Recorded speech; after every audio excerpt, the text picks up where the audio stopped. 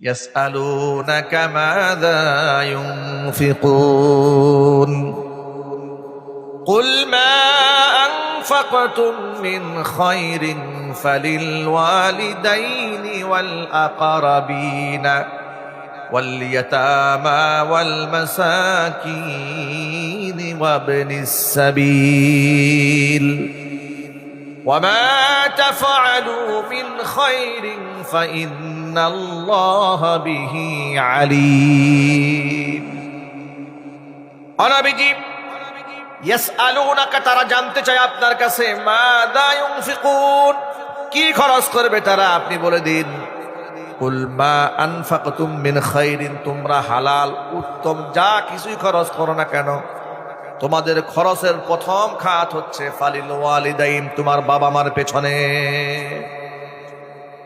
এক নাম্বার খাত বাপ মার পেছনে টাকা খরচ করবে দুই নাম্বার হচ্ছে ওয়াল আকরাবিন আত্মীয় স্বজনদের পেছনে টাকা ঢালবে তিন নাম্বার ওয়াল ইয়াতামা ওয়াল মাসাকিন ইতিম এবং মিসকিনদেরকে তোমরা সাহায্য করবে অবনিস সাবিল পথিক মুসাফির তাদেরকে তোমরা দান করবে ওয়ামা তাফআলু মিন খাইরিন তোমরা কল্যাণ করে যা কিছুই করো না কেন ফা ইন্নাল্লাহা বিহি আলিম তোমাদের সেই কর্ম সম্পর্কে মহান আল্লাহ তাআলা সম্যক অবগত তার ইলমের বাহিরে কিছুই নাই সব আল্লাহ পাক জানেন আয়াতের মধ্যে আল্লাহ তাআলা খরচের কয়েকটা মাসরাফ বলে দিলেন খাত বলে দিলেন এক নাম্বার খাত হচ্ছে বাবা মার পেছনে উপার্জিত সম্পদ ব্যয় করতে হবে দুই নাম্বার আত্মীয় স্বজনের পেছনে ব্যয় করতে হবে তিন নাম্বার এতিম মিসকিনদের পেছনে টাকা ব্যয় করতে হবে সুবহানাল্লাহ। এই খাতগুলা কে বর্ণনা করলেন সবাই একটু জোরে বলুন আল্লাহ খাত বর্ণনা করছেন অথচ এই খাতগুলা সম্পর্কে আমরা বেখবর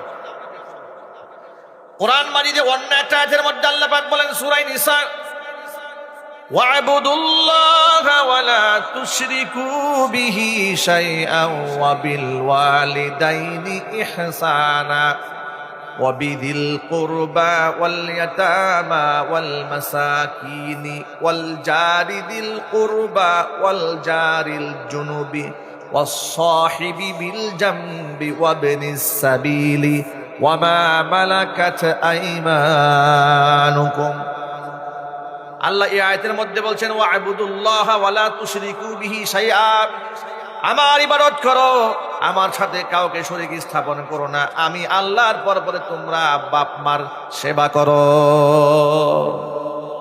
সুবহানাল্লাহ বলেন প্রথম যে আয়াতখানা তেলাওয়াত করলাম সেই আয়াতে খরচের মাসরাফির কথা বর্ণনা করতে গিয়ে আল্লাহ তাআলা সবার আগে বাপ মার কথা উচ্চারণ করেছেন দ্বিতীয়ত যে আয়াতটা তিলাওয়াত করলাম সেখানে আল্লাহ তাআলা নিজের ইবাদতের পরে বাবা মার কথা আগে উল্লেখ করেছেন চিল্লায় কোন আল্লাহু আকবার একাধিক আয়াত অসংখ্য হাদিস দ্বারা প্রমাণ হয় আমার উপার্জিত সম্পদের প্রথম খরচের মাসরাফ হচ্ছে আমার পিতামাতা অথচ পিতামাতাকে আমরা খরচের কোনো জায়গায় মনে করি না যে কি জায়গা মনে করি নাকি আমরা জায়গা মনে করি না ভাগাভাগি করি ফুটবল বানায় ফেলি চার পাঁচটা ভাই থাকলে বাপ মাকে কে রাখবে কে ভরণ পোষণ দেবে এটা নিয়ে অস্থির হয়ে যাচ্ছে আরে পাগল বাপ মা তো আপনার জান্নাতে যাওয়ার সিঁড়ি বরং মুসাবাকা দরকার ছিল প্রতিযোগিতা দরকার ছিল যে আমি আমার বাবা এবং মা উভয়কেই আমি আমার জীবনের সর্বস্ব দিয়ে তাদের সেবা করব ঠিক কিনা বলেন ভাইদের সাথে কম্পিটিশন হওয়া দরকার ছিল বড় ভাই বলবে দায়িত্ব আমি নেব ছোট ভাই বলবে না আপনি অনেক দায়িত্ব পালন করেছেন এবার সুযোগটা আপনি আমাকে দেন এইরকম প্রতিযোগিতা দরকার ছিল কিন্তু প্রতিযোগিতা পুরো উল্টায় গেছে কে কত অজুহাত দেখাইতে পারে বড় ছেলে অজুহাত দেয় ছোট ছেলেকে বলে ভাই তুই শোন তুই তো ছোট ইয়াং মানুষ বাড়ির কাছে থাকিস আমি একটু দূরে থাকি আর তোর ভাবি তো বয়স হয়ে গেছে বুঝেছি ছেলে পেলে হয়ে গেছে অনেকগুলা এই বুড়া বুড়ির খেদমত করা তাদের দেখাশোনা করা এটা তার দ্বারা সম্ভব হয় না তো তোর বউর একটু ম্যানেজ কর এখন ছোট বউকে ম্যানেজ করতে গিয়েছে ছোট বউ বলে আমি সবে মাত্র বিবাহ হয়েছে আমার আমি কি এই সমস্ত বড় বড় দায়িত্ব পালন করতে পারি ভাবিকে দায়িত্ব নেন শুরু হয়ে গেল মুসাবাকা এবার কে কার মন রক্ষা করবে যুদ্ধ শুরু হয়ে গেছে এর বাস্তবতা কি এই সমাজে আছে না নাই আহা এক নাম্বার মাসরার বাবা মাকে অবহেলা করবেন না। ইসলাম ধর্মে বাপ মাকে অবহেলার কোনো সুযোগ রাখা হয় নাই। কোরআন মাজিদ আল্লাহ তাআলা সূরা বনী ইসরাঈল স্পষ্ট বলে দিয়েছেন, وَقَضَى رَبُّكَ أَلَّا تَعْبُدُوا إِلَّا إِيَّاهُ وَبِالْوَالِدَيْنِ إِحْسَانًا إِمَّا يَبْلُغَنَّ عِندَكَ الْكِبَرَ أَحَدُهُمَا أَوْ كِلَاهُمَا فَلَا تَقُل لَّهُمَا أُفٍّ وَلَا تَنْهَرْهُمَا وَقُل لَّهُمَا قَوْلًا كَرِيمًا واخفض لهما جناح الذل من الرحمة وقل رب ارحمهما كما ربياني صغيرا আল্লাহ পাক বলছেন, ওয়াকাদা রাব্বুকা, আমার রব্ব, তোমার রবের নির্দেশ হলো আল্লাহ তা'বুদু ইল্লা ইয়া, একমাত্র আল্লাহর ইবাদত করবে, আল্লাহ ছাড়া কারো ইবাদত করতে পারবে না। এরপরে তোমার বাবা মার সেবা করবে। কিভাবে সেবা করবে শোনো, ইম্মা ইয়াবলুগান্না ইনদাকাল কিবারা আহাদুহুমা, পিতা মাতার কোনো একজন যদি তোমার জীবদ্দশায় বার্ধক্যে উপনীত হয়ে যায়, আও কিলাহুমা, যদি উভয়ে উপনীত হয়ে যায়, বাপ মার সাথে এত বেশি আদব রক্ষা করে চলতে হবে। ফালা তাকুল লাহুমা উফিন, শব্দ উচ্চারণ করলেও যদি বাবা মার মনের মধ্যে আঘাত লাগে, শব্দ উচ্চারণ করাও তোমাদের জন্য হারাম। প্রিয় সন্তানেরা, ভাইরা, বাবারা, এই শব্দটা ভালো করে খেয়াল করেন। এখানে যদিও শব্দ ব্যবহার করা হয়েছে, এর দ্বারা আমাদেরকে বোঝানো হয়েছে যে কোনো শব্দ, যে কোনো কাজ, যে কোনো কর্ম, ইশারা ইঙ্গিতে, শব্দ চয়নে বাপমার মনে ক্ষত তৈরি হতে পারে, দাগ কাটতে পারে। এমন সব ধরনের বাক্য সন্তানের পক্ষ থেকে বাপমার জন্য ব্যবহার করা হারাম। সবাই বলেন তো হালাল না হারাম? আরো জোরে বলেন। আল্লাহর কসম, সেজদা দিয়ে কপালে যদি দাগও ফেলেন, দাগ ফেলে দিয়েছেন কিন্তু বাপমার সাথে সম্পর্ক খারাপ, এই সেজদার কোনো মূল্য থাকবে না। অনেক দান করেন, বাপমা সঙ্গত কারণে নারাজ, কোনো মূল্য থাকবে না। আবার যদি অসঙ্গত কারণে নারাজ থাকে, তাহলে তার মুআমালা আল্লাহর সাথে হবে। অনেক সময় সন্তানের প্রতি বাপমাও জুলুম করে, আছে না নাই? জুড়ে বলেন। আমাদের এই অঞ্চল থেকে আপনাদেরকে উদাহরণ দিয়ে বলা যায়, টাঙ্গাইল জেলার এবং বাংলাদেশের বিভিন্ন অঞ্চল থেকে অসংখ্য ভাইরা বিদেশ থাকেন, প্রবাসে থাকেন। থাকে কিনা জুড়ে বলেন। প্রবাসে থাকার কারণে স্বভাবত যিনি বড় ছেলে হয়, তিনি বিদেশে প্রথম যান। যাওয়ার পরে তিনি হয়তো বাবার টাকা দিয়ে গিয়েছেন অথবা নিজের টাকা দিয়ে গিয়েছেন। যাওয়ার পর থেকে 10 বছর, 20 বছর, 30 বছর টানা বিদেশ করেন। নিজের কষ্টার্জিত, রক্তার্জিত যত ঘাম পরিশ্রমের টাকা পয়সা যা আছে সব সংসারের পেছনে সমান ঢালেন,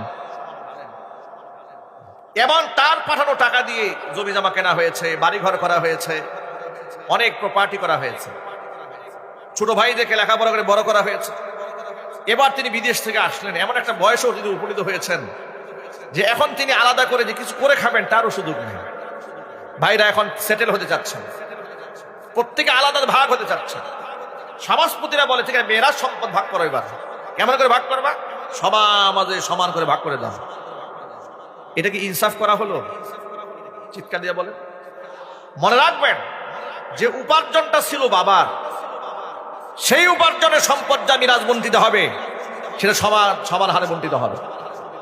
কিন্তু যার উপার্জনে অসংখ্য সম্পদ পরবর্তীতে রাখা হয়েছে, সেটা আপনি আপনার অন্য সন্তানদের মাঝে ইহসান দেখাইয়া যে ঠিক আছে বাবা তুই তো বিদেশ করে টাকা দিয়ে সম্পদ কিনেছিলি, তোরই তো ভাই, দরদ দেখাইয়া আপনি ওর সম্পদ কাট করে আপনি ছোট সন্তানকে দিয়ে দিয়েছেন। এর বাস্তবতা কি সমাজে আছে না নাই? কথা বলে না কেন? হারাম। কি জোরে বলেন, এটা কি হারাম? ভাই যদি নিজের পক্ষ থেকে লিখে না দিয়ে দেয়, মনের সন্তুষ্টি কল্পে, আপনি বাপমা হয়ে এই জুলুম করার অধিকার আপনার নেই। এটা নিয়ে পরবর্তী বিরাট মন কষাকষি হয়, দলাদলি হয়, ভাইদের বাদী বিরাট দ্বন্দ্ব লেগে যায়। একজনের চেহারা আরেকজনে দেখতে পারে না, আরেকজনে বরদাস্ত করতে পারে, সহ্য করতে পারে না। মনে রাখবেন এই ক্ষেত্রে এমন জুলুমও যদি বাপ মা করে, অন্ততপক্ষে সন্তান হয়ে বাবা মার সাথে বিয়াদবি করা যাবে না, কিন্তু যিনি করেছেন আল্লাহর আদালতে তাকে জবাবদিহিতা করতে হবে। আপনাকে ছোট্ট করে একটা কথা বলি, সন্তান হিসেবে আমি যেমন আমার বাপ মাকে সর্বোচ্চ সম্মান দেব, বাবা মারও উচিত আমি সন্তান হিসেবে আমারও কিছু হক আছে, আমি যেন বেইনসাফির শিকার না হয়, জুলমের শিকার না হয়।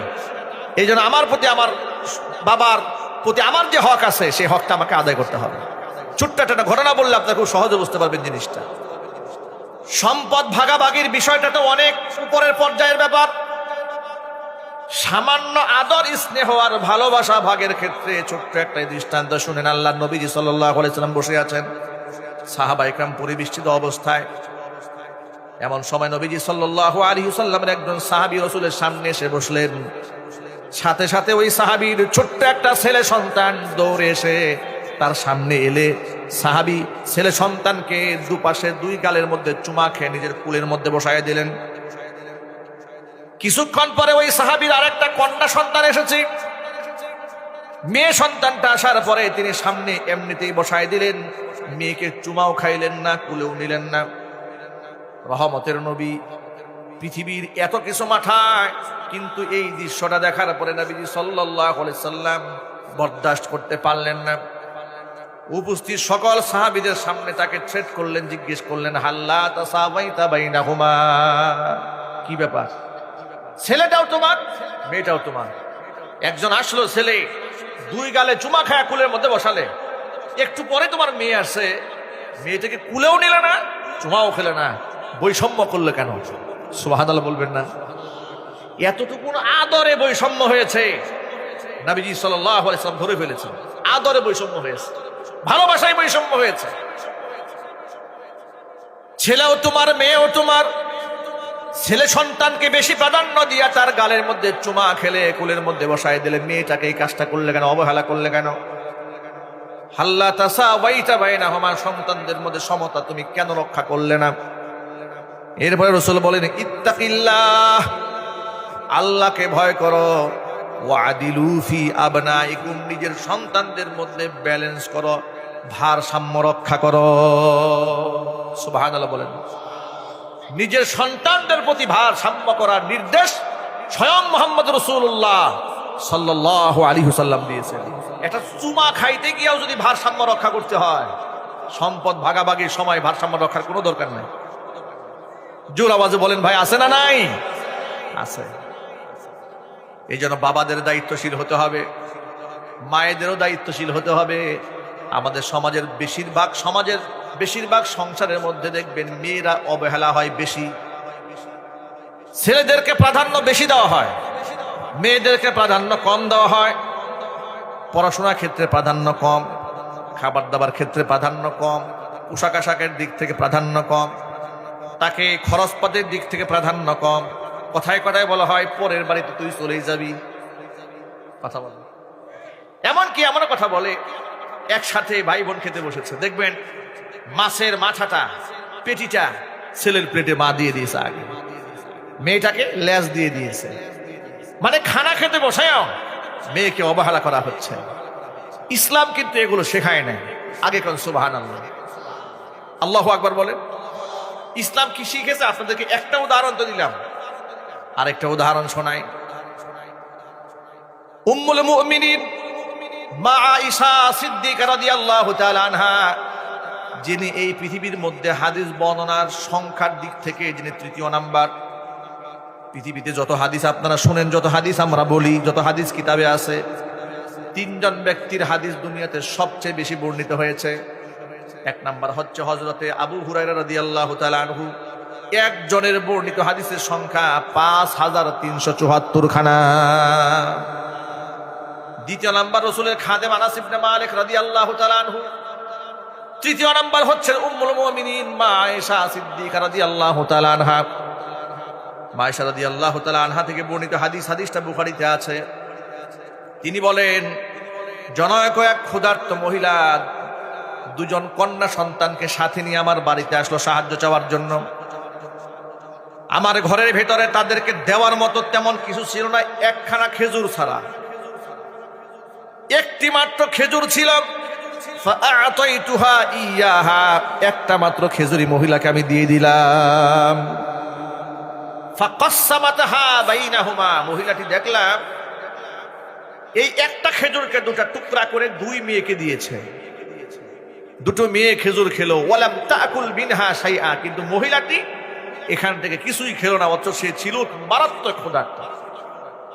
নিজে না খেয়ে কন্যা সন্তান দয়ের প্রতি তার এই মহাব্বত দেখে আমার দিলটা বড় ভরে গেল। আল্লাহ রাসূল যখন আমার ঘরের মধ্যে আসলেন, মা আয়েশা বলেন, নবীজির কাছে আমি এই ঘটনার বর্ণনা করলাম, ইয়া রাসূলুল্লাহ, ইয়া হাবিবাল্লাহ, একজন মহিলা তার সন্তানদের প্রতি কত মায়া। ক্ষুধার্ত মা নিজে খাবার না খেয়ে সন্তানদের মুখে খাবার তুলে দিয়েছে। নবীজি তখন বললেন, মানুবতুলিয়া মিন হাদিহিল বানাতি বিশাইইন কুন্না লাহু সিতরাম মিনান নার, এই পৃথিবীতে আল্লাহ তাআলা যাদেরকে কন্যা সন্তান দান করেছেন হতাশ হওয়ার কিছু নাই।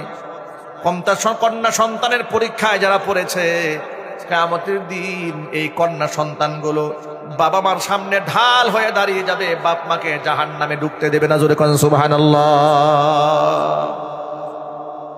ইসলামে নারীদের প্রতি কোনো বৈষম্য করা হয়নি। বৈষম্য করেছে এই সমাজ, জুলুম করেছে এই সমাজ, জুলুম করেছে তথাকথিত মুরব্বীরা। তথাকথিত আপনার বলে যে এটা আমাদের পূর্বপুরুষরা করে আসছে, না, এগুলা ইসলাম করে নাই। মনে রাখবেন, পূর্বপুরুষরা যদি ভালো কিছু করে থাকে সেটাকে ধারণ করে রাখবেন। পূর্বপুরুষরা যদি কোনো জুলুম করে থাকে, জুলুমের উপর অবিচল থাকার কোনো সুযোগ নাই। কথা বলেন, ঠিক কিনা বলেন? পূর্বপুরুষরা যদি কোনো অন্যায় করে থাকে, কোনো কুসংস্কারে বিশ্বাসী হয়ে থাকে, তাহলে আপনি সেটা করতে পারেন না। আমাদের সমাজে আরেকটা বড় ধরনের বৈষম্য হয়, সেটা হচ্ছে মিরাজ সম্পদ বন্টন করার ক্ষেত্রে দেখবেন ভাতিজারা ফুপুদের ওয়ারিশ দিতে চায় না। বাবাই মেয়েকে দিতে চায় না, ভাতিজারা কোথায় দেবে? কথা জুড়ে বলেন, ঠিক কিনা বলেন? বাবা দিতে চায় নাই প্রথমে, দ্বিতীয়ত দিতে চায় নাই ভাইরা, তৃতীয়ত সম্পদ পড়েছে ভাতিজার হাতে, ফুপুর ওয়ারিশ দিতে চায় না। ওয়ারিশ বন্টনের সময় গ্রামগঞ্জে একটা নিয়মমালা আছে, নিয়মমালা মানে ট্রেডিশন আছে। সেই ট্রেডিশনটা কি? ওয়ারিশ বন্টন হবে, বোনদেরকে ডাকা হয়েছে, ফুপুদেরকে ডাকা হয়েছে, মুরব্বীদেরকে ডাকা হয়েছে। সব ডাকার পরে হিসাব কিতাব করে দেখা গেল উনি ছেলে হিসেবে পেয়েছে 15%, আরেকজন পেয়েছে 15%, আরেকজন পেয়েছে 15%। ফর এক্সাম্পল, দেখা গেল ভাগে মেয়ে, সেখানে যেহেতু মেয়ে তার অর্ধেক পাবে, দুই মেয়ে যা পাবে এক ছেলে তা পাবে, সেই হিসেবে 7.5% একটা অংশ মেয়ের ভাগে আছে। গ্রামের মুরব্বীরা কি বলে শোনেন? গ্রামের মুরব্বীরা বলে, আচ্ছা তোমার স্বামী তো মাশাআল্লাহ বেশ বড় লোক, তোমার বিয়ে হয়েছে খুব ভালো একটা জায়গায়, তুমি তো ছেলে সন্তান নিয়ে ভালো এস্টাবলিশড, সুখে আছো, তোমার ভাই দেখো না দুঃখ দরিদ্র করে চলছে, তোমার এই সম্পদের দরকারটা কি? কোনো দরকার নাই, তুমি এক কাজ করো, তোমার ভাইয়ের নামে তুমি লিখে দাও। বিনিময়টা কি? বিনিময় হচ্ছে টাঙ্গাইল থেকে একটা শাড়ি কিনে দাও আর 2 কেজি মিষ্টি কিনে দাও। এই নিকৃষ্ট প্রথা বাংলাদেশে, বিশেষ করে আমাদের এই অঞ্চলে আমরা বহু জায়গায় দেখেছি এবং শুনেছি। কথা একটু বলতে হবে, ঠিক কিনা বলেন? মানে এই ধরনের গাঁজাখুরি সলিউশন, বন্ধের উপর বৈষম্য যে করা হয়েছে, এই সলিউশনকে ইসলাম দিয়েছে? একটু জোর আওয়াজে বলতে হবে, ইসলাম দিয়েছে। আমার নিজের রক্তের আত্মীয় স্বজন এমন ঘটনা করেছে, বোনের অংশ দিতে গিয়ে ভাই কি উচ্চারণ করেছে শোনেন, বোন যদি তার ওয়ারিশ সম্পদ এখান থেকে নিয়ে যায়, তাদের সাথে আমাদের কোনো সম্পর্কই থাকবে না। আর যদি অংশ না নেয়, তাহলে ভাই বোনের সম্পর্ক চিরদিন টিকে থাকবে। আবু জেহেলের নাতি হওয়া ছাড়া আর উপায় আছে? চিন্তাই করা যায় না। এই বৈষম্য আছে।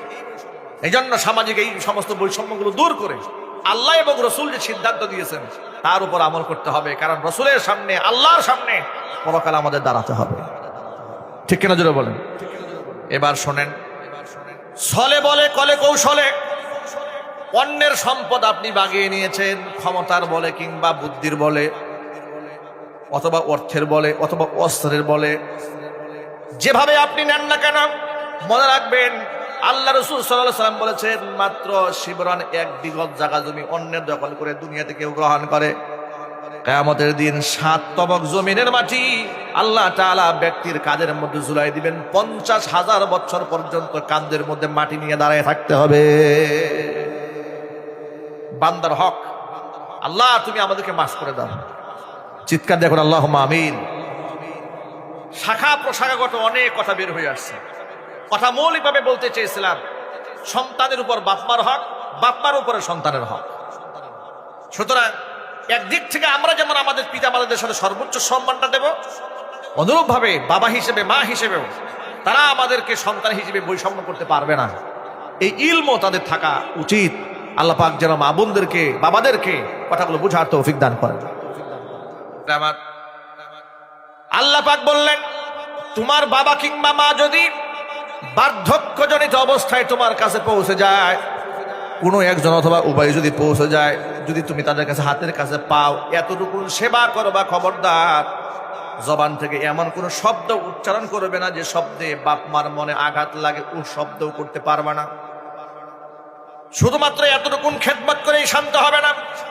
ওয়াখফিদ লাহুমা জানাহাদ যুল্লি মিনার রাহমা, বাপ মার জন্য ভালোবাসার ডানাটা বিছাইয়ে দিবা। সুবহানাল্লাহ। এখানে আল্লাহ পাক কি শব্দ ব্যবহার করেছেন খুব মনোযোগ সহকারে শুনবেন। ওয়াখফিদ লাহুমা জানাহাদ যুল্লি মানে ছায়াদার ডানা তুমি তাদের উপর এইভাবে আগলায় ধরো। আল্লাহ রাব্বুল আলামিন এখানে এই শব্দ প্রয়োগ করলেন কেন? মুরগি যখন ছোট্ট ছোট্ট বাচ্চা দেয়, পাখি যখন ছোট্ট বাচ্চা দেয়, চিল কাক যেন বাচ্চা নিতে না পারে, বৃষ্টির মধ্যে বাচ্চাগুলো যেন না ভেজে, এই জন্য মা তার ডানা দিয়া কিভাবে সন্তানদেরকে ঝাপটায় রাখে, দৃশ্য কি আপনারা দেখছেন?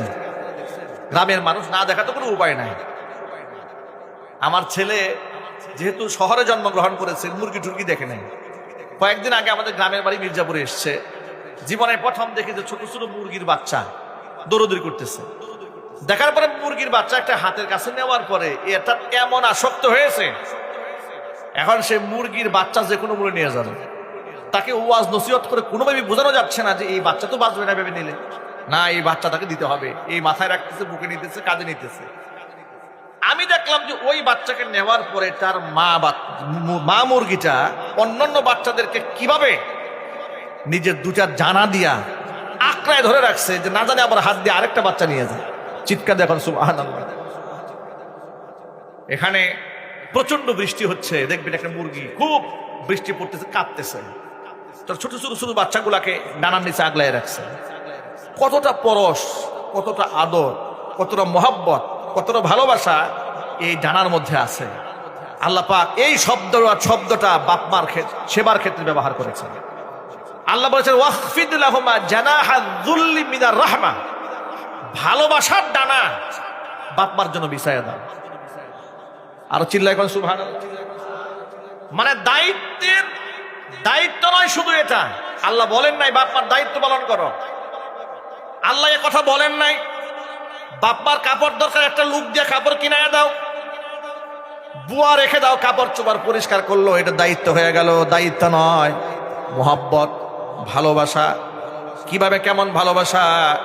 মুরগি যেমন ডানা দিয়া ছোট্ট ছোট্ট বাচ্চাকে যেমন মুখের সাথে আগলায় রাখে, ঠিক ওই রকম ভাবে তুমি তোমার মোহাব্বতের ভালোবাসা ডানা দিয়া তোমার বাপ মাকে আগলায় রাখবা।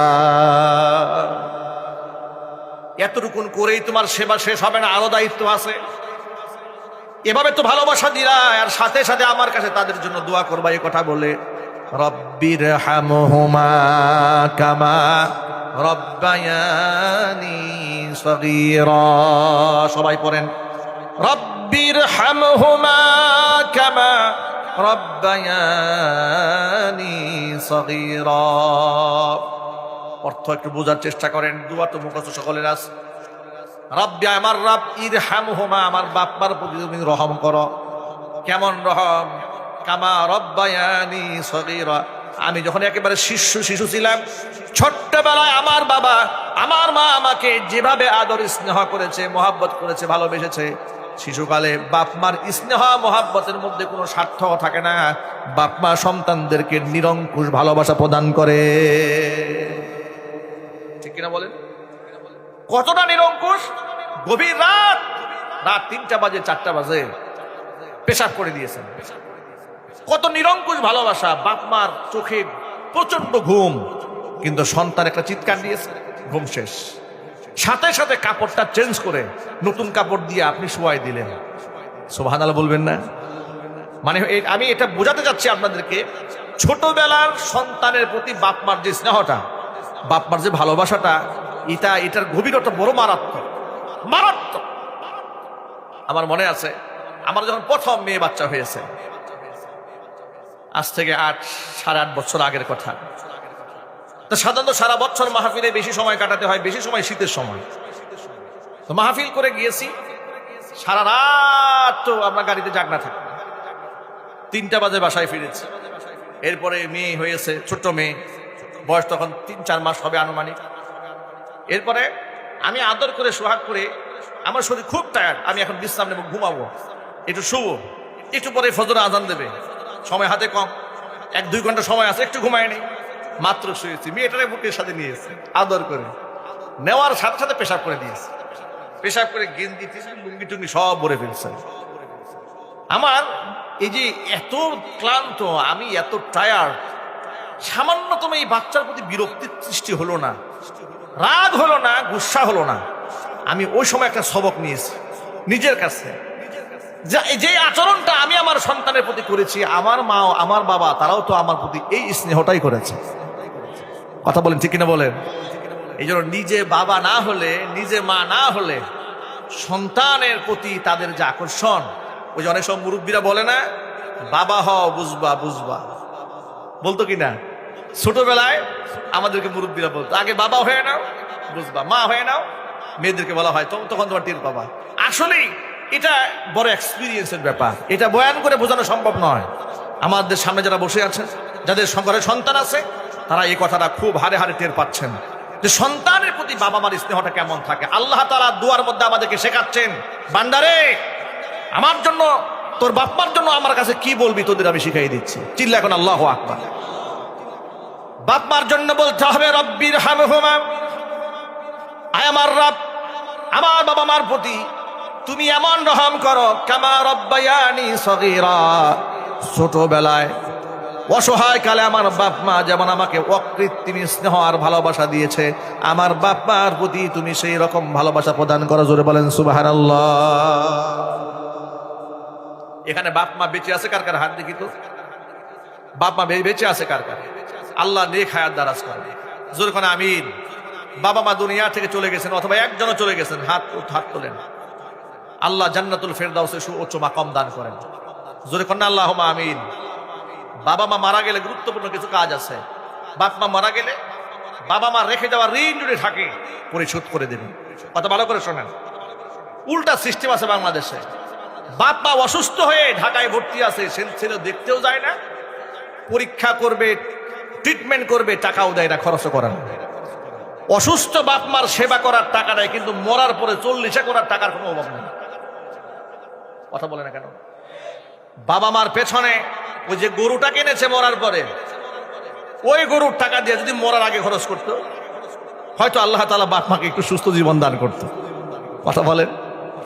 মানুষ এলো বুঝে না কোথায় কেমনে কি খরচ করে। ভাইরা আমার, বাবা মা বিরাট বড় নিয়ামত, তাদেরকে নিয়ামত মনে করেন। নবী সাল্লাল্লাহু আলাইহি ওয়াসাল্লাম বলেছেন, রিদাল্লাহি ফি রিদাল ওয়ালিদাইনি ওয়া সাখাতুল্লাহি ফি সাখাতিল ওয়ালিদাইনি। সেবায় যদি বাপ মা খুশি হয়ে যায়, আল্লাহ পাক খুশি হয়ে যান। সন্তানের আচরণে বাবা মা যদি নারাজ হয়ে যান, স্বয়ং আল্লাহ পাক নারাজ হয়ে যান। নবী করিম সাল্লাল্লাহু আলাইহি সাল্লামকে প্রশ্ন করা হলো, ইয়া রাসূলুল্লাহ মা হাক্কুল ওয়ালিদাইনি আলাইনা ইয়া রাসূলুল্লাহ, হে আল্লাহ রাসূল, পিতা মাতার কতটুকু হক আছে আমাদের উপর, একটু জবাব শুনতে চাই। নবীজি জাওয়ামিউল কালিম ছিলেন, অল্প কথায় বেশি কথা বোঝাতে পারতেন। এমন একটা শব্দ বলে দিলেন, বান্দারে জিজ্ঞেস করেছো বাপ মার কতটুকু হক আছে, শোনো, জবাব নিয়ে নাও।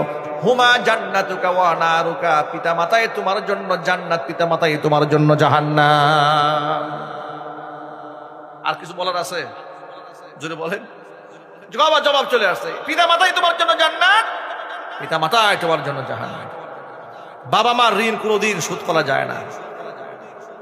একজন সাহাবী আসলেন, ইয়া রাসূলুল্লাহ, ইয়া হাবিবাল্লাহ, আমার বৃদ্ধা মাকে কাঁধের মধ্যে নিয়ে আমি হজ পালন করেছি, উকুফে আরাফা করেছি, মিনা মুজদালিফায় গমন করেছি, সাফা মারওয়া সাই করেছি, তোয়াফে বিদা করেছি, তোয়াফে জিয়ারা করেছি। হজের সমস্ত কাজগুলা বৃদ্ধা মাকে নিজের কাঁধের উপর নিয়ে করেছি। ইয়া রাসূলুল্লাহ, আমার মায়ের ঋণকে আমি শোধ করতে পেরেছি নাকি? আল্লাহর হাবিব বলেন, ও আল্লাহর বান্দা শুনে রেখো, তোমার মা শিশুকালে তোমাকে দুগ্ধ পান করিয়েছে, তুমি আজকে যে সেবাটা দিয়েছো, এই সেবার মাধ্যমে মায়ের সারা জীবনের ঋণ শোধ করবে দূরের কথা, তোমার মা যে তোমার মুখের মধ্যে স্তন্য দিয়া দুগ্ধ পান করিয়েছিল, এক ফোঁটা দুধের ঋণ এখনো শোধ করতে পারো নাই। সুতরাং বাবা মাকে নিয়ামত মনে করেন। মুসলিম সমাজে বাবা মা নিয়ামত। আমার কথা বাহিরে যাচ্ছে, অসংখ্য মায়েরা বোনেরা বক্তব্য শুনতে পাচ্ছেন। পৃথিবীর তথাকথিত সভ্য সমাজ পশ্চিমা, তারা নারীদের অধিকারের নামে, নারী ক্ষমতায়ন নামে, নারী পুরুষের সমান অধিকারের নামে তারা নারীদেরকে বেইজ্জত করেছে, লাঞ্ছিত করেছে, অপমানিত করেছে। নারী অধিকার বাস্তবায়ন করতে পারে না, ঠিক কিনা বলেন?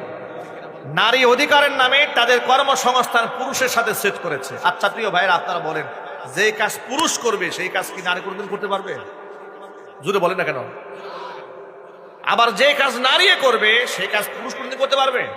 পারবে না। যেমন গর্ভে সন্তান ধারণ করা, এটা পুরুষ পারবে? পারবে না। দেখবেন রান্নাঘরের মধ্যে খুব গরম গরম পিয়ালা, গরম গরম কাপ, গরম গরম পাতিল, মহিলা যেভাবে অনায়াসে হাত দিয়া এই কাপড় টাপড় ছাড়াই ধরে, আপনি ধরতে পারবেন? আমার বউ মাঝে মাঝে হাত দিয়ে ধরে চা নিয়ে আসছে, নেন। আমি ওই আংটার মধ্যে ধরে রাখতে পারি না, গরমে ওই হাত দিয়ে ধরে নিয়ে আসছে। আমরা কি ব্যাপার? আমরা তো পাতিল টাতিল এমনি নামাই। মানে আল্লাহ তাআলা আমার মা বোনদেরকে কিছু কিছু জায়গার মধ্যে এক্সট্রা কিছু যোগ করে দান করেছেন, যেটা পুরুষদের নাই, ঠিক কিনা? এই জন্য তাদের কর্মসংস্থান আল্লাহ ভাগ করে দিয়েছেন। কিন্তু আপনি পুরুষের সাথে ঠেলাঠেলি করতে যাবেন না। ওরা কি করেছে? নারীদের কর্মসংস্থানের নামে নারীদেরকে পুরুষের পাশে দাঁড় করায় সমাজে কত বড় ক্ষতি করেছে একটা উদাহরণ দিই আপনাদেরকে। কিছুদিন আগে আমি দক্ষিণবঙ্গে মাহফিল করতে গিয়েছি। রাত 2:30 থেকে আনুমানিক 3টা বাজে আমি ব্যাক করে ফিরে আসতেছিলাম পদ্মা সেতু হয়ে। পদ্মা সেতুর টুল প্লাজা টাকা উঠাচ্ছে, ঘড়ির দিকে টাকায় দেখি আমরা আনুমানিক 2:30 বা 3টা হবে, অনেকদিন আগের কথা। একটা মেয়ে মানুষ টুল প্লাজায় বসে বসে ওই টুলের টাকা উঠায় আর কি, এরকম জিমাইতেছে। রাত বাজে 2:30-3টা। আমি খুব হতবাক হলাম। নিরিবিলি নিস্তব্ধ নীরবতা, টুল প্লাজায় মহিলা মানুষ বসে আছে, টাকা তুলতেছে, ইয়াং একটা মেয়ে। মনে মনে ভাবলাম, আহারে, নারী কর্মসংস্থানের নামে আমার মা বোনদেরকে তারা কোথায় কোথায় সেট করে দিয়েছে। মেট্রো রেলের ড্রাইভার মহিলা বানিয়ে দিয়েছে, বানিয়ে দিয়ে নারীবাদরা খুব খুশি। তারা বলতেছে নারীদের বিরাট উন্নয়ন হয়েছে। আরে বেটা, যে দেশে এখনো পর্যন্ত লক্ষ লক্ষ ছেলে বেকার, শিক্ষিত, একটা ছেলেকে চাকরি দিলে ছেলে শুধু একা বাঁচে না, একটা সমাজ বাঁচে, একটা সংসার বাঁচে। কথা বলেন, ঠিক কিনা বলেন? একটা মেয়েকে চাকরি দিলে কি বাঁচে? কি মেয়ের পরিবার বাঁচে? কসম আল্লাহর, মেয়ে চাকরি দিলে মেয়ের টাকা স্বামী পায় না, সন্তানও পায় না, মেয়ের বাপ মাও পায় না। মেয়ে এটা আলাদা করে ডিপোজিট করে রেখে দেয়, সুযোগ পেলে আরেকটা বয়ফ্রেন্ড ধরে আস্তে করে পালায় যায়। এই সমাজে বাস্তবতা আছে কিনা? বরং একটা ছেলে মানুষই দায়িত্বশীল হতো, এই টাকা দিয়ে চলতো তার সংসার, ছেলে মেয়ে, স্ত্রী, মা বাবা, কতগুলো মানুষের রিজিকের ফয়সালা হয়ে যেত। সেটা না করে একটা মেয়েকে ওই কর্মসংস্থানে বসায় দিলেন। অবস্থা কেমন হয়ে গেল দেখেন। কেন একটা মেট্রো রেল মহিলা চালাবে? কেন রাত 3টা বাজে একটা মেয়ে মানুষকে টুল প্লাজায় বসে থাকতে হবে? কেন বসে থাকতে হবে? পুরুষের সংখ্যা কি সমাজে কম পড়েছে? কেন আপনি বসায় রাখলেন?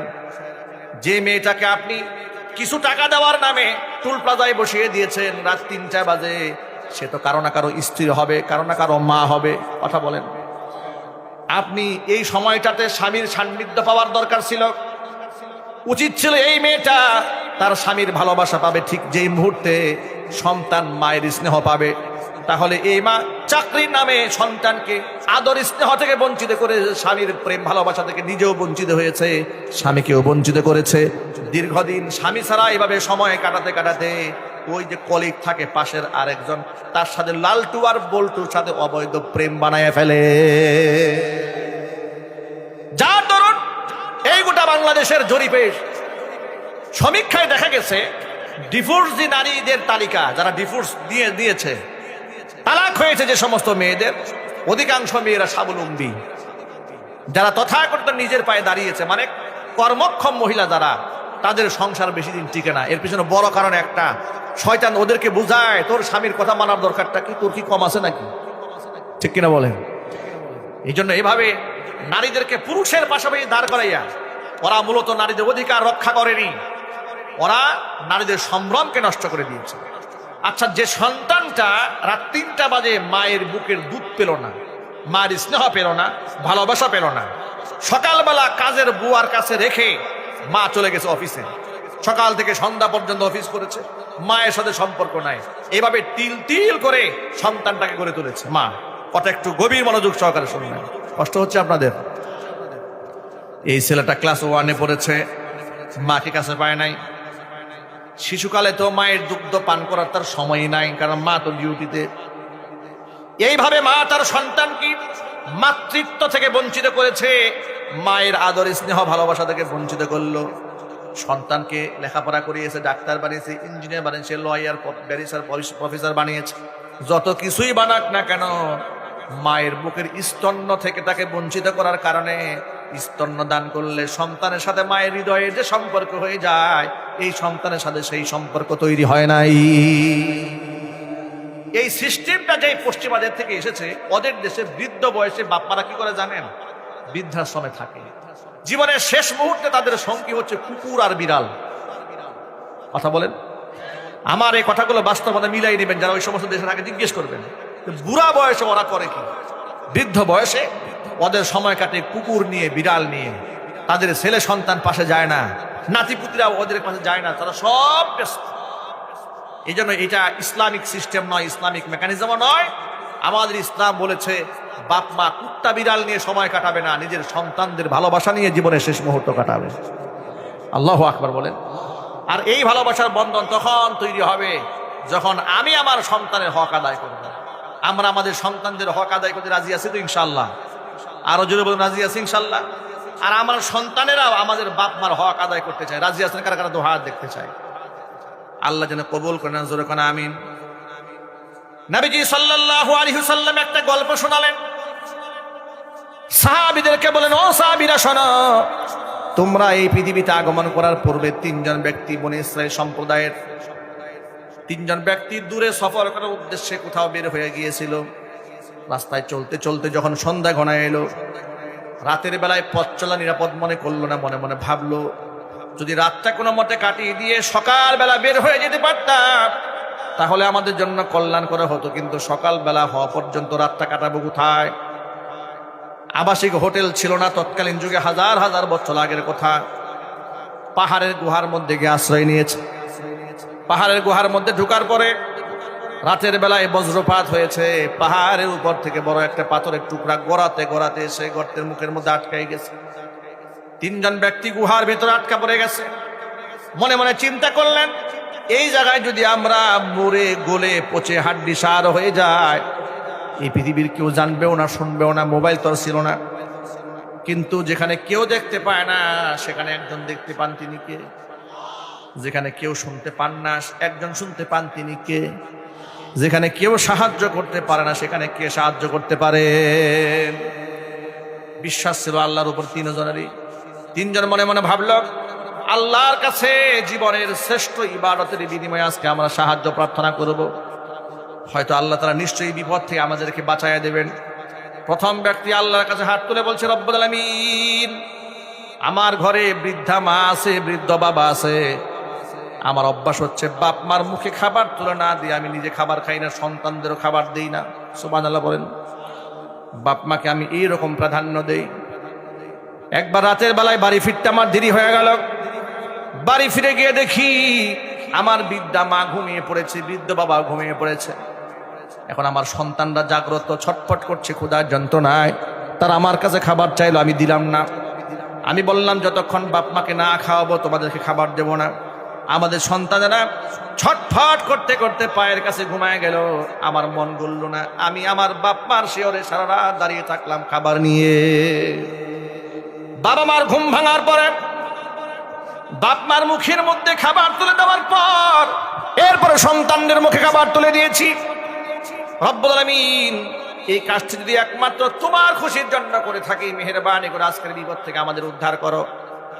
নবীজি সাল্লাল্লাহু আলাইহি ওয়াসাল্লাম বলেছেন, দোয়া করতে দেরি হলো, কবুল হতে দেরি হয়নি, সাথে সাথে আল্লাহ রাব্বুল আলামিন কিঞ্চিত পরিমাণ পাথরটাকে গর্তের মুখ থেকে দূরে সরিয়ে নিলেন। কিন্তু যতটুকু সরেছে একজনে বের হওয়া সম্ভব নয়। দ্বিতীয় জন হাত তুলেছে রব্বুল আলামিন। আমার বাড়িতে দিন মজুরের কাজ করেছে লোকেরা, সকলকে পারিশ্রমিক দিয়ে বিদায় করে দিয়েছে। একজন ব্যক্তি তার পারিশ্রমিক না নিয়ে চলে গেছে। আমি বড় পেরেশান হয়ে গেলাম গরিবের হক নিয়ে। আমি সেই আমানতের টাকা দিয়ে তার নামে ছাগল কিনলাম, বাচ্চা হলো, গাবি কিনলাম, বাচ্চা হলো, উট কিনলাম, উট ভেড়া বকরি দিয়া বিরাট একটা অংশ করে ফেললাম, সম্পদ করে ফেললাম ওই ব্যক্তির নামে। দীর্ঘদিন পরে লোকটা এসেছে আমার বাড়িতে, আমার কাছে সাহায্যের হাত বাড়িয়ে দিয়েছে, ভাই পাওনা টাকাগুলো দেন। তাকে বললাম, তোমার উপার্জিত সব সম্পদ ওই মরু প্রান্তরের মধ্যে আছে, নিয়ে যাও। লোকটি অবাক বিস্ময়ে এত সম্পদ দেখে আমাকে বলল, তাস্তাহজি উবি, আপনি আমার সাথে উপহাস করেন, ঠাট্টা বিদ্রুপ করেন নাকি? এতগুলো সম্পদ তো আমার নয়। তিনি বললেন, তোমার উপার্জিত টাকা দিয়ে তিল তিল করে তোমার জন্য আমি করেছি, সব নিয়ে যাও। লোকটা সব নিয়ে চলে গেল, কিছুই রেখে যায় নাই। ও আল্লাহ, এই কাজটা যদি একমাত্র তোমার খুশির জন্য করে থাকি, মেহেরবানি করে আজকের বিপদ থেকে আল্লাহ তুমি আমাদেরকে উদ্ধার করে নাও। দোয়া কবুল হয়ে গেল। কিঞ্চিত পরিমাণ আল্লাহ তাআলা পাথরটাকে দূরে সরাই দিলেন। এখন আলো বাতাস ভিতরে ঢুকতে শুরু করেছে, জোরে কারণ সুবহানাল্লাহ। আশার সঞ্চার হয়ে গেল, আমরা বাঁচবো আরো কিছুদিন, কিন্তু বের হওয়া সম্ভব নয়। এবার তৃতীয় ব্যক্তি আল্লাহর কাছে হাত তুলেছে রব্বুল আলামিন। এই পয়েন্টটা যুবকরা খুব খেয়াল করে শুনবেন, যুবক ভাইরা কান খাড়া করে শোনেন। আপনার কি রেডি আছেন তো নাকি? না ঘুম তো বাসে কারণ? কান খাড়া করে শোনেন। যুবক, ওই ব্যক্তি আল্লাহকে ডেকে বলছে, রব্বুল আলামিন, আমার একজন সুন্দরী চাচাতো বোন ছিল, আমি তার প্রেমাসক্ত ছিলাম খুব বেশি। তাকে বহুবার কুপ্রস্তাব দিয়েছি, সে রাজি হয় নাই। ইতোমধ্যে এলাকার মধ্যে দুর্ভিক্ষ দেখা দিল। মানুষের ক্ষেত খামারে খাবার নাই, ফসল নাই, ঘরের মধ্যে খাবার নাই, পেটে খাবার নাই, চতুর্দিকে অভাব আর অভাব। আমার সেই বোনটি আমার কাছে সাহায্যের জন্য হাত বাড়ালো। যেহেতু আমি একজন সম্পদশালী ব্যক্তি, বললো আমাদের কিছু সাহায্য দেন, যেহেতু আমার ঘরের সদস্যরা সব না খাওয়া। আমি এটাকে সুবর্ণ সুযোগ মনে করে তাকে আমি কুপ্রস্তাব দিয়ে বসলাম, যদি আমার শর্তে রাজি হয়ে যাও তাহলে তোমাকে 100 স্বর্ণ মুদ্রা দেব। তাকে টাকা দিয়ে দিলাম। আমার বোনটি পরিবারের সদস্যদের জীবন বাঁচাবার জন্য অন্যায় প্রস্তাবে রাজি হয়ে গেল। যখন আমি একান্তে সান্নিধ্যে তার সাথে মিলিত হতে গেলাম, এমন সময় সে আমাকে বলল, ইত্তাকিল্লাহ, আল্লাহকে ভয় করো। অবৈধ যৌন মিলন আল্লাহ তাআলা হারাম করেছেন, অবৈধ প্রেম আল্লাহ তাআলা হারাম করেছেন। হারামকে হালাল করে দিও না, আল্লাহকে ভয় করো, জাহান্নামের আগুনকে ভয় করো। লোকটি বলে, আমার বোনটি আমাকে তোমার ভয় দেখায় দেওয়ার সাথে সাথে, জাহান্নামের আগুনের ভয় দেখানোর সাথে সাথে আমি ওই মুহূর্তে সেখান থেকে পিছপা হয়ে ফিরে আসলাম। টাকাও ফেরত নেই নাই। পৃথিবীর কেউ জানে না ঘটনা, আল্লাহ একমাত্র তুমিই জানো। যদি একমাত্র তোমার ভয়ে, জাহান্নামের আগুনের ভয়ে আমি এখান থেকে বের হয়ে আসতে পারি, মেহেরবানি করে আজকের এই বিপদ থেকে আমাদেরকে রক্ষা করো। নবীজি বললেন, ব্যক্তি দোয়া করতে দেরি হয়েছে, আল্লাহর কাছে কবুল হতে দেরি হয়নি। সাথে সাথে বিরাট পাথরের টুকরাটা আল্লাহ তাআলা সরাই দিয়া 3 জন ব্যক্তির জন্য মুক্তির পথ আল্লাহ পাক খুলে দিলেন। আল্লাহ আছেন না নাই? আরো জোরে বলেন। সুতরাং সাহায্য চাবো কার কাছে? দোয়া করবো কার কাছে? ছেলে দেওয়ার মালিক, মেয়ে দেওয়ার মালিক, ব্যবসার মধ্যে ভরপুর বরকত দেওয়ার মালিক, ফসলে বরকত দেওয়ার মালিক, ক্ষমতা দেওয়ার মালিক, ক্ষমতা নেওয়ার মালিক। এ কথাটা কি শুধু মুখে বললেন না, অন্তরের মধ্যেও আছে? গোটা দেশ ঘুরে আমি একটা জিনিস দেখেছি, সেটা হচ্ছে সারা বাংলাদেশে দেখেছি কিছু লোকেরা সন্তানাদি না হলে মাজারে সেজদা দেয়। হারাম। মাজারে সাহায্য চায়, হারাম। আমি এখন আপনাদের সামনে একটা রেকর্ড দেখাতে পারবো। আমি গতকালকে দেখেছি চট্টগ্রামের আবুল কালাম বয়ানি নামক এক ভণ্ড আছে, নিজেকে সুন্নি বলে দাবি করে, দেশের বৃহত্তর হক্কানি আলেম উলামাদের মারাত্মক সমালোচনা করে।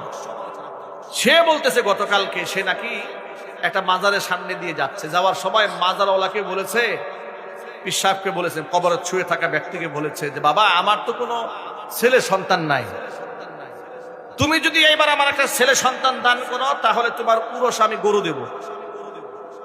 একজন আলেম কবরে কথা বলতেছে, ওই ভণ্ড বক্তা বলছে যে কদিন পরে আমার জমজ 2টা ছেলে হয়েছে, আমি 2টা গরু কুরবান করে দিচ্ছি। নাউজুবিল্লাহ পড়েন। এটা আলেম না জালেম? চিল্লায় বলেন। এই সমস্ত জালেমরা সাধারণ মানুষদেরকে জালেম বানায়, মুশরিক বানায়। কথা বলেন ঠিক কিনা? রমজান কেন্দ্রিক আমার লিখিত একটা বই কোরআন হাদিস এবং ফিকহ কিতাবের রেফারেন্স সহ বের হয়েছে, বলেন আলহামদুলিল্লাহ।